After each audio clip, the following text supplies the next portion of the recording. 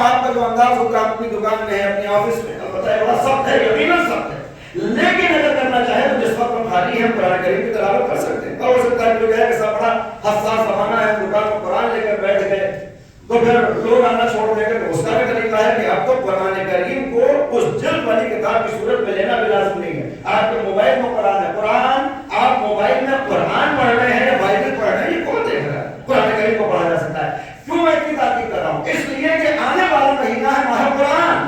قرآن کے 4 حق ہمارے اوپر ہیں, اور اگر یہ حقوق ہم ادا کر لیں, اور اس کا مقام کیا ہے کہ حضرت سید النساء العالمین نے اپنی وصیتوں میں سے ایک وصیت یہ کی تھی, ابو الحسن جب مجھے میری قبر کے حوالے کر دینا تو دیر تک بیٹھ کر قرآن کریم کی تلاوت کرتے رہنا, قرآن کریم کی تلاوت کرتے رہنا. یعنی قرآن صرف زندگی میں نہیں بلکہ مرنے کے بعد بھی. اور اس قرآن کریم میں بالخصوص یہ سورہ جسے سورہ یاسین کہا جاتا ہے, کیا ہے اس کے لیے تاکید کہ صاحب یہ اتنا اہم سورہ ہے اور اس کا مقام اتنا بلند ہے کہ اگر قبرستان میں بیٹھ کر اپنے مرنے والے کے لیے اس سورہ کی تلاوت کی گئی ہے, اپنے مرنے والے کے لیے, مگر اس قرات کی آواز جس قبر تک پہنچے گی اللہ ہر قبر سے عذاب کو معاف کر دے گا. یہ سورہ یاسین, یہ سورہ یاسین قرآن کریم کا مہینہ آنے والا ہے. 4 حقوق قرآن کریم کے. پہلا وَإِذَا قُرِئَ الْقُرْآنُ فَاسْتَمِعُوا لَهُ, جب بھی کہیں قرآن پڑھا جائے, قرآن کی تلاوت ہو تو کیا کرو؟ پہلا حکم یہ فَاسْتَمِعُوا لَهُ, اس کو سنو. جب قرآن کی تلاوت ہو تو بس اس کو سنتے چلے جاؤ. وَأَنصِتُوا, اور جب سن رہے ہو تو صرف ان ظاہری کانوں سے نہیں سننا, وَأَنصِتُوا بلکہ ان دل والے کانوں کے ذریعے اس قرآن کو سنو تاکہ یہ قرآن تمہارے وجود کے اندر سوائے ہو جائے. یہ پہلا حق ہے قرآن کریم کا. کہ دوسرا قرات کر رہا ہو تو ہم پڑھتے چلے جائیں. کیا توجہ, دوسرا حکم کیا ہے؟ فَقْرَؤُوا مَا تَيَسَّرَ مِنَ الْقُرْآنِ, جب سننے سے ایک وادی اوپر چلے جاؤ تو پھر خود پڑھنا سیکھو, خود قرآن کو پڑھو. فَقْرَؤُوا مَا تَيَسَّرَ مِنْهُ, اس کی قرات کرتے چلے جاؤ. جب پڑھنے سے پھر ایک سینہ اور آگے بڑھو تو اس کا تیسرا حق ہمارے اوپر ہے.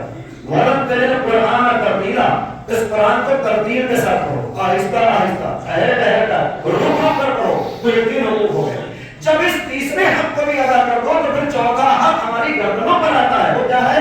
افلا یتدبرون القرآن, تم قرآن کریم میں غور و فکر کیوں نہیں کرتے؟ قرآن میں تأمل کیوں نہیں کرتے؟ قرآن میں تدبر کیوں نہیں کرتے؟ قرآن میں یہ تأمل اور تفکر کیوں نہیں؟ یہ 4 حقوق قرآن کریم کے ہمارے اوپر ہے. غور فرمائیں. تو اگر ہم اپنا واسطہ قرآن کریم سے بنائیں گے تو دنیا میں فائدہ, آخرت میں. لیکن جس نے پوری زندگی سے واسطہ رکھا قرآن کریم میں, جب ان کے جانے کے بعد ان کے قرآن کی تعداد کو تلاشا گیا کہ کتنی مرتبہ ختم کیا ہوگا, تو ملتا یہ ہے کہ بی بی نفیسہ خاتون نے پوری زندگی میں, پوری زندگی میں 6000 مرتبہ قرآن کریم کی تلاوت کی تھی.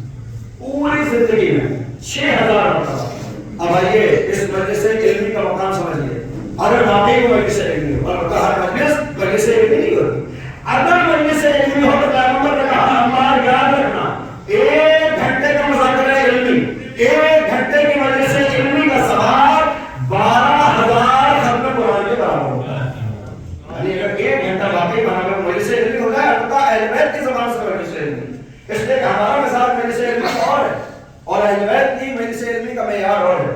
ہمارا اور آپ کا معیار مجلس علمی کا کیا ہے کہ مجلس تمام ہوئی اور ختم ہونے کے بعد تعریف کرتے ہوئے نکلے کیا پڑھنے مولانا نے بہت بہترین مجلس پڑھ دی, دوسرے جگہ کے ساتھ کیا پڑھا, ابھی بڑی علمی تھی, سمجھ میں نہیں آئی. ہمارا اور آپ کا معیار مجلس علمی کا یہ ہے کہ جو سمجھ میں نہ آئے. پیغمبر کا معیار وہ ہے کہ مجلس علمی وہ ہے جس میں بیٹھ کر ذرہ برابر تمہارا عقیدہ بہتر ہو جائے, ذرہ برابر تمہارے عمل میں تبدیلی آ جائے, ذرہ برابر اخلاق کو بدلنے کی توفیق حاصل ہو جائے, تو یہی مجلس علمی ہے. اور اب اس کا ثواب 12000 ختم قرآن کے برابر ہے. جیسے ہی پیغمبر نے یہ کہا, عمار نے کہا نبی خدا اتنا زیادہ ثواب مذاکرہ علمی کا, اتنا ثواب 1 گھنٹے کی مجلس علمی کا. پیغمبر نے کہا ہاں اتنا ہی ثواب ہے.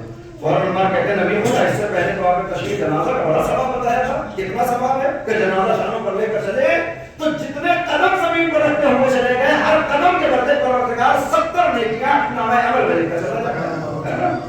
مردے کے کاموں کو انجام دینے میں جتنا ثواب بیان کیا گیا ہے بہت کم اعمال ایسے ہوں گے کہ جن میں ثواب ہو. مثال کے طور پر جتنی دیر مردے کو غسل دیتے رہے, حکم کیا ہے کہ جتنی دیر ہم غسل دیتے چلے جائیں گے, البتہ خود دے رہے ہیں, وہ کرائے والے نہ ہوں بس سال جیسے غسل دے رہے ہیں, اپنے ہاتھوں سے جتنی دیر تک غسل دیتے چلے جائیں گے اتنی دیر تک. شریعت میں مصطفیٰ کا قانون یہ ہے, غسل دینے والے کے بدن سے گناہ جھڑتے چلے جاتے ہیں جیسے پتجھڑ میں ایک سوکھے درخت سے اس کے سوکھے پتے جھڑتے ہوئے چلے جائیں. یہ پہلا ثواب ہے جنازے کو معاملہ. کفن پہنانے لگے تو ثواب کیا ہے اس کا؟ اس کفن کو پہنانے کا ثواب دنیا میں ہر عمل کا اپنا ایک ثواب ہے. اور بعض اوقات اپنے ایموشنز کی وجہ سے اپنی حساسیت کی بنیاد پر بہت سے اعمال ہم کرتے ہیں. وہ عمل سردی کا موسم اب تو ختم ہو رہا ہے. سردی کے موسم میں آپ سفر کر رہے ہیں, سویٹر بھی پہنے ہوئے ہو, جیکٹ بھی پہنے ہوئے ہو, چادر بھی ڈالے ہوئے ہو, شال بھی پڑی ہوئی ہے. آپ نے دیکھا کہ سڑک کے کنارے ایک شخص ہے جس کے بدن پر صرف ایک کپڑا ہے اور وہ ٹھنڈ میں کاپ رہا ہے, سردی سے کاپ رہا ہے. سب سے پہلے آپ کی غیرت جاگتی ہے. آپ کہتے ہیں میں تو چار چیزیں پہنے ہوئے ہوں, یہ ایک چیز پہنے ہوئے ہے. یہ غیرت جاگی تو آپ نے فوراً اس لباس اس کے حوالے کر دیا. شریعت نے کیا کہا؟ یہ بڑا نیک کام ہے. اتنا نیک کام ہے کہا جب تک یہ لباس جو آپ نے اس کے حوالے کیا ہے, جب تک اس کے حوالے یہ جو لباس آپ نے کیا ہے جب تک اس کے بدن پر پڑا رہے گا آپ کے نام عمل میں ثواب لکھا جاتا رہے گا. آپ نے کسی کو لباس دیا تو جب تک وہ استعمال کر رہا ہے ثواب آپ کے نام عمل میں. مگر مجھے بتائیں کہ یہ لباس کتنے دن کام آئے گا؟ 2 برس چلے گا, 4 برس. سویٹر جیکٹ آپ نے دیا کتنے برس چلے گا؟ 5, 10, 12, 15, 20 برس. اس کے بعد 12 ہونا اور یہ بڑھ جائے گا, ختم ہو جائے گا. مگر پیغمبر نے فرمایا یاد رکھنا کہ مردے کے کاموں کو انجام دینے کا ثواب یہ ہے کہ غسل کے بعد اگر اپنے مال سے تم نے کسی مومن اور مسلمان کو کفن پہنا دیا اپنے مال سے, تو تمہارے نام عمل میں یہ ثواب لکھا جائے گا کہ جیسے قیامت تک تم نے کسی کے لباس کی پوری ذمہ داری لے لی. اپنی ذاتی زندگی میں کسی کے لباس کی ذمہ داری لے لیں, کتنے برس